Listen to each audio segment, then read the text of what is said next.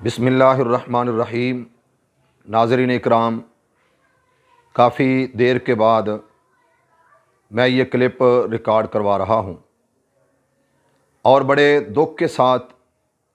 اپنے دل کی باتیں آپ سے شیئر کرنا چاہتا ہوں۔ ہماری جماعت کے بہت بڑے عالم دین ہیں، ہماری جماعت کے نڈر اور بے باک خطیب ہیں۔ میں نے اس عالم کو، اس واعظ کو، اس خطیب کو ہمیشہ دلیر بھی پایا اور جرت مند بھی پایا، اور میں نے جب بھی دیکھا ہے مبلغ اسلام، فاضل نوجوان، مقرر ہر دل عزیز، نوجوانوں کے دلوں کی دھڑکن حضرت مولانا قاری محمد اکرم زاہد بٹوی صاحب حفظہ اللہ تعالی آف گجرانوالہ بہت عظیم مبلغ ہیں۔ میں نے کئی علماء اکرام سے کئی بار ٹائم لیا اپنے گاؤں کے حوالہ سے، کیونکہ میرے گاؤں میں جماعت نہیں، سلفی نہیں، اہل الحدیث نہیں ہیں، تو اس وقت بہت معاملات کٹھن تھے۔ بلکہ ایک دفعہ قاری القرآن محبوب عوام قاری محمد یعقوب صاحب فیصل آبادی کو میں نے بلایا تو گاؤں والوں نے تقریر نہ ہونے دی۔ اسی طرح کئی بار ہوا، لیکن قاری محمد اکرم زاہد بٹوی صاحب کی جرت کو سلام، جو ہمارے گاؤں میں آئے اور انہوں نے مسلک کی ترجمانی بھی کی اور بڑی جرت اور دلیری سے خطاب بھی کیا، اور الحمدللہ ثم الحمدللہ پورے گاؤں میں سے ہمارے حق میں بہت سی باتیں اور آوازیں اور محبتیں آئیں۔ پھر ایک دفعہ ہمارے ساتھ ہماری جماعت کے بہت بڑے عالم دین ہیں، مناظر اسلام بھی ہیں، اشتہاروں کے بقول اور اسی طرح لوگوں کے بقول وہ مناظر اسلام بھی کہلواتے ہیں، مسلک اہل حدیث کے وہ بے باک ترجمان بھی ہیں، اور سب سے زیادہ لوگوں کے ذہن میں یہ ہے کہ سب سے زیادہ مسلک اہل الحدیث کی ترجمانی صرف وہی کرتے ہیں۔ میں ان کا نام نہیں لیتا، لیکن انہوں نے بھی ٹائم دیا اور ہمارے گاؤں میں نہ آئے، اور ہمارے گاؤں میں میری برادری ساری کی ساری برادری میرے اعز و اقربا اہل الحدیث نہیں ہیں،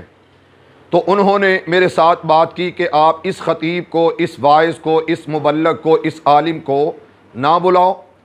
آپ کا سارا خرچہ ہم کریں گے، جو مہمان آئیں گے کھانا ہم پکائیں گے، اشتہارات کا خرچہ، ساؤنڈ کا خرچہ، علماء کا خرچہ ہم دیں گے۔ لیکن وہ مولانا تشریف نہ لائے۔ آج تک میری برادری نے مجھے بلایا نہیں، آج تک میری برادری، میرے کنبے کے لوگ میرے ساتھ ناراض ہیں، بلکہ میں نے اپنا گاؤں بھی چھوڑ دیا ہے۔ میں اتنا بزدل ہوں کہ میں نے اپنا گاؤں بھی چھوڑ دیا۔ اور کس نے یہ ساری شفقتیں کی؟ جو سب سے زیادہ ترجمان ہے مسلک کا، کتاب و سنت کا۔ تو بہرحال میں نام نہیں لیتا، کیونکہ مجھے علماء کی عزت کا احساس ہے، الحمدللہ ثم الحمدللہ۔ یہ بات کرنے کا مقصد یہ ہے کہ قاری محمد اکرم زاہد بٹوی صاحب تشریف لائے، اور الحمدللہ ان کی دعوت پر،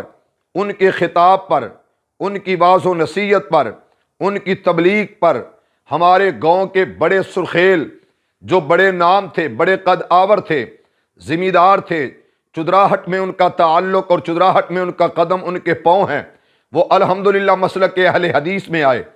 مسلک اہل حدیث کو قبول کیا۔ آج ہمارے گاؤں میں الحمدللہ مسجد ہے، تقریباً 12-15 مرلے کی مسجد ہے آج ہمارے گاؤں میں۔ تو میں یہ بات کیوں کر رہا ہوں کہ قاری محمد اکرم زاہد بٹوی صاحب وہ مبلغ ہیں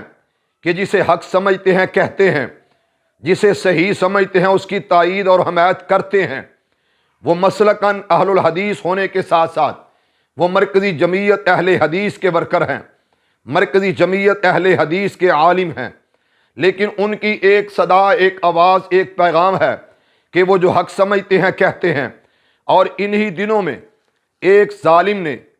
ایک جناب فاسق کو فاجر آدمی نے، مجھے حق تو نہیں بنتا کہ میں اس طرح کے القابات ان کو دوں، لیکن میں یہ ضرور کہہ دیتا ہوں کہ وہ فیک آئی ڈی ہے یا صحیح آئی ڈی ہے۔ مولانا قاری محمد اکرم زاہد بٹوی صاحب نے جو بات کی ہے، اس کا نام بتایا ہے بلال طارق، اور یہ کہا گیا کہ شیخو پورہ کا یہ رہائشی ہے، اور شیخ پورہ کا یہ رہائشی قاری محمد اکرم زاہد مٹوی صاحب کو اذیت دیتا ہے، ان کے دل کو خوب دکھ اور رنج پہنچاتا ہے، ان کے دل پہ درد بری دستک دیتا ہے، میں اس ظالم سے سب سے پہلے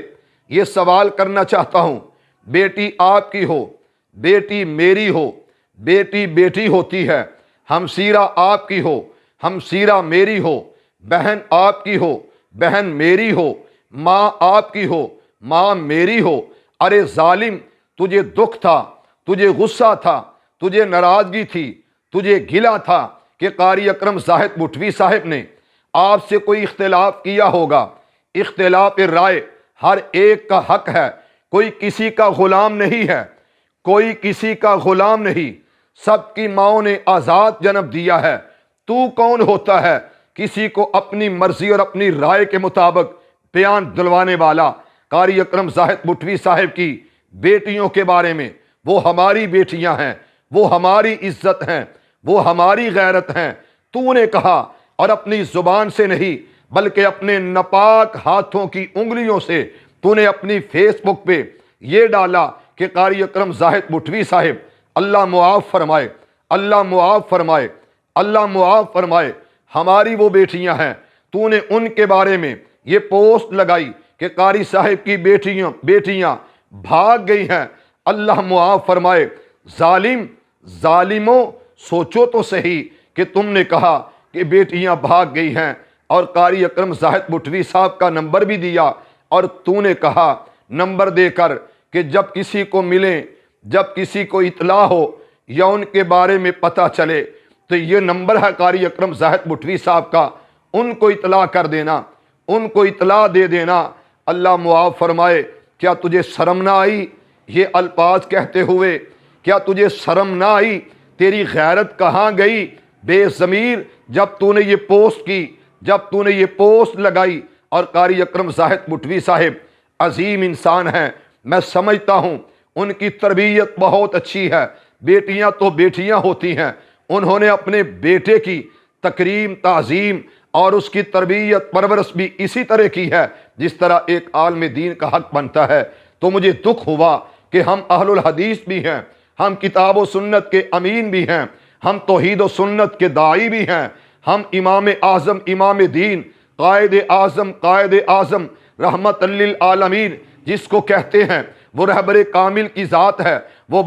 والی بطحا کی ذات ہے، جس کو ہم کہتے ہیں کہ ہمارے امام اعظم ہیں، ہمارے رہبر کامل ہیں، وہ تو ساری کائنات سے اعلیٰ ہیں۔ میں یہ بات کہہ دیتا ہوں کہ میرے پاک پیغمبر جناب محمد الرسول اللہ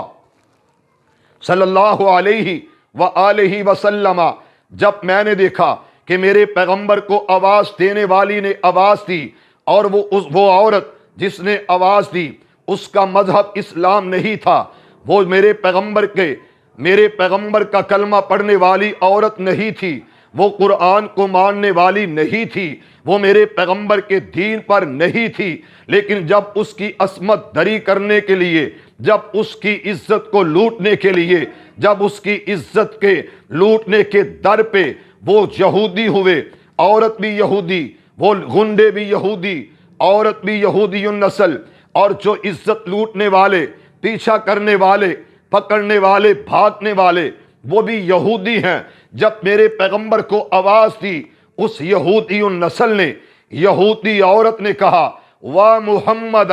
صلی اللہ علیہ وآلہ وسلم، میرے پیغمبر ننگے پاؤں، جوتا نہیں پہنا میرے پیغمبر نے، جوتا مبارک نہیں پہنا میرے آقا نے، اور اپنی کمبلی کو، اپنے چادر کو نہیں اوڑھا میرے پیغمبر نے۔ میرے پیغمبر بھاگے، جب اس عورت کو دیکھا تو میرے محبوب نے اس کے سر پر اپنی چادر کو دے دیا۔ یہ چادر کون سی چادر ہے جس کا ذکر رب کے قرآن میں آتا ہے؟ یا ایھا المزمل کبھی کہا، کبھی یا ایھا المدثر کہا، تو میرے پیغمبر نے اس چادر کو، اس کمبل کو اس عورت کے سر پہ دے دیا، اور جب دیکھا گیا انہوں نے کہا کہ محمد صلی اللہ علیہ وسلم یہ ہمارے مذہب کی ہے، تم کون ہوتے ہو؟ میرے پیغمبر نے کہا بیٹی بیٹی ہی ہوتی ہے۔ ارے ظالم سن لے، بے ضمیر سن لے، تو نے قاری صاحب کی بیٹی کو نہیں، تو نے ایک سلفیوں کی بیٹیوں کے بارے میں